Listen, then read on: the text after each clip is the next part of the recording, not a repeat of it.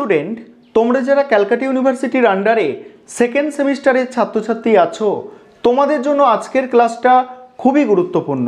আজকের ক্লাসে তোমাদের কমন ভ্যালু অ্যাডেড কোর্সের মধ্যে একটি সাবজেক্ট হচ্ছে তোমাদের ইএনভিএস অর্থাৎ পরিবেশবিদ্যা।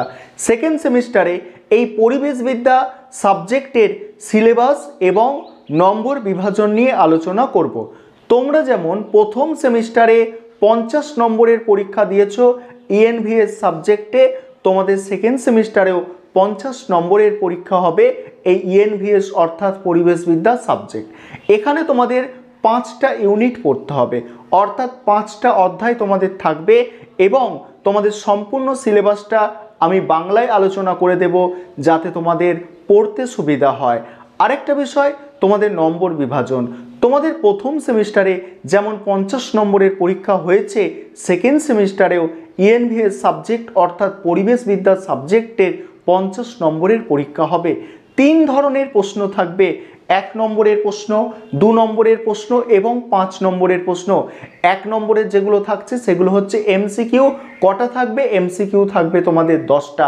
2 নম্বরের প্রশ্ন থাকবে 10টা এবং 5 নম্বরের প্রশ্ন থাকবে 4টে। এই হচ্ছে তোমাদের কোয়েশ্চেন প্যাটার্ন। এবারে তোমরা সম্পূর্ণ সিলেবাসটা বেঙ্গলিতে দেখে নাও যাতে তোমাদের পড়াশোনা করতে সুবিধা হয়। আরেকটা বিষয় তোমাদের বলবো, তোমাদের জন্য অনলাইন কোচিং ক্লাস শুরু হয়ে গিয়েছে। তোমরা যদি কেউ অ্যাডমিশন নিতে চাও, এই বোর্ডে দেওয়া নম্বরে যোগাযোগ করে অ্যাডমিশন নিতে পারো। চলো আজকে তোমরা সিলেবাসটা দেখে নাও। এবারে তোমরা সম্পূর্ণ সিলেবাসটা বুঝে নাও। তোমাদের দেখো সেকেন্ড সেমিস্টারে পরিবেশবিদ্যার সিলেবাস নিয়ে আলোচনা করছি। তোমাদের 1 নম্বর ইউনিট অর্থাৎ প্রথম অধ্যায়ে যে টপিকগুলো পড়তে হবে সম্পূর্ণ বাংলায় তোমরা বুঝে নাও টপিকগুলো। 1 নম্বর অধ্যায়ের টপিকগুলো দেখো। প্রথম যে টপিকটা আছে পরিবেশগত শিক্ষার ধারণা, সংজ্ঞা এবং তাৎপর্য। দ্বিতীয় টপিকটা কি আছে দেখো, দ্বিতীয় টপিকটা আছে পরিবেশগত শিক্ষার জন্ম এবং দেখো তারপরে কি আছে দেখো তিপ্লিসি ঘোষণা 1977। 3 নম্বর টপিক হচ্ছে পরিবেশগত শিক্ষার দর্শন। পরের টপিক যেটা আছে দেখো পরিবেশগত শিক্ষার সাথে পরিবেশ সচেতনতা। এটা তোমাদের প্রথম অধ্যায় কমপ্লিট হয়ে গেল। এবারে সেকেন্ড অধ্যায় অর্থাৎ দ্বিতীয় যে ইউনিট আছে দেখো, দ্বিতীয় ইউনিটের প্রথম যে টপিকটা আছে দেখো, প্রথম টপিকটা হচ্ছে তোমাদের বিধিবিধানের প্রয়োজনীয়তা। বিভিন্ন ধরনের বিধিবিধান, পরিবেশের বিধি বাস্তবায়নে ভুল, তারপরে পরিবেশের বিধি বাস্তবায়নের সমস্যা, এগুলো আছে।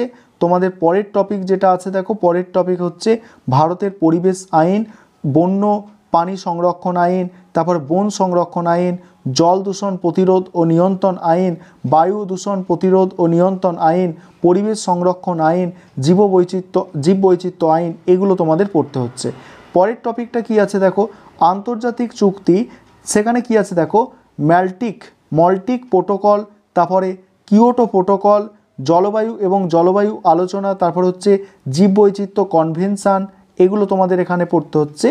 3 নম্বর যে ইউনিট আছে অর্থাৎ 3 নম্বর অধ্যায়ে যে টপিকগুলো আছে দেখো, 3 নম্বর অধ্যায় হচ্ছে মানব জনসংখ্যা বৃদ্ধি, পপুলেশন গ্রোথ, এটা পড়তে হচ্ছে হিউম্যান পপুলেশন গ্রোথ, এটা পড়তে হচ্ছে পরিবেশ, মানব স্বাস্থ্য এবং কল্যাণের ওপরে এর প্রভাব।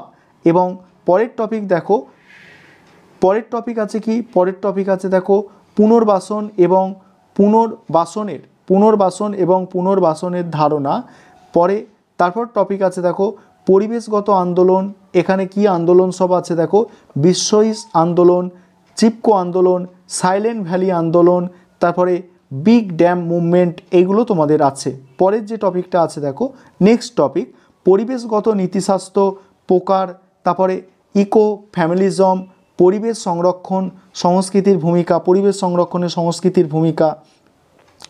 ইউনিট 4 যে টপিকটা আছে দেখো, ইউনিট 4 যে টপিকগুলো আছে অর্থাৎ 4 নম্বর অধ্যায়ে যে টপিকগুলো আছে দেখো, 4 নম্বর অধ্যায়ে প্রথম যে টপিক আছে দেখো, প্রথম টপিক হচ্ছে বিপত্তি, দুর্যোগ, ঝুঁকি এবং দুর্বলতার মৌলিক বিষয়।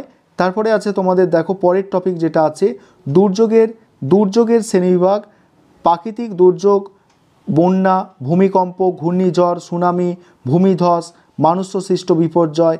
আর পরের টপিক যেটা আছে কেস স্টাডি, মিনামাটার বিপর্যয়, ভোপাল গ্যাস বিপর্যয়, কুফোসীমা পারমাণবিক বিপর্যয়, কেদারনাথের বন্যা, ঘূর্ণিঝড়, কোভিড-19 এগুলো আছে তোমাদের। এবং পরের যে টপিক আছে দুর্যোগ ব্যবস্থাপনা, দুর্যোগের সতর্কতা ব্যবস্থা। এবং শেষ যে অধ্যায় অর্থাৎ ইউনিটটা আছে, দেখো শেষ ইউনিট বা অধ্যায়টা দেখো এখানে কি কি আছে। এখানে আছে আজীবন শেখার পদ্ধতি, পরিবেশগত শিক্ষায় শিক্ষাবিদ্যা, আনুষ্ঠানিক ও অনানুষ্ঠানিক পরিবেশগত শিক্ষা, প্রদর্শনী, ভূমিকা পালনের ক্ষমতা, কুইজ, তারপরে হচ্ছে বিতর্ক, তারপর হচ্ছে ফিল্ড টিপস, প্রদর্শনী, প্রকল্প, পোস্টার উপস্থাপন, সেমিনার, ইকো ক্লাব এগুলো আছে। তারপরে টপিক যেটা আছে দেখো, তারপরে টপিক আছে এনজিওর যে ভূমিকা, দেখো রোল অফ এনজিও আর সরকারি প্রতিষ্ঠানের ভূমিকা, এনজিও আর সরকারি প্রতিষ্ঠানের ভূমিকা। নেক্সট যে টপিক আছে তথ্য প্রযুক্তি, গণমাধ্যমের ভূমিকা, প্রিন্ট, তারপরে ইলেকট্রনিক এবং সমাজ মিডিয়া এগুলোর ভূমিকা। এই ছিল তোমাদের সেকেন্ড সেমিস্টারের ইএনভিএস এর সিলেবাস।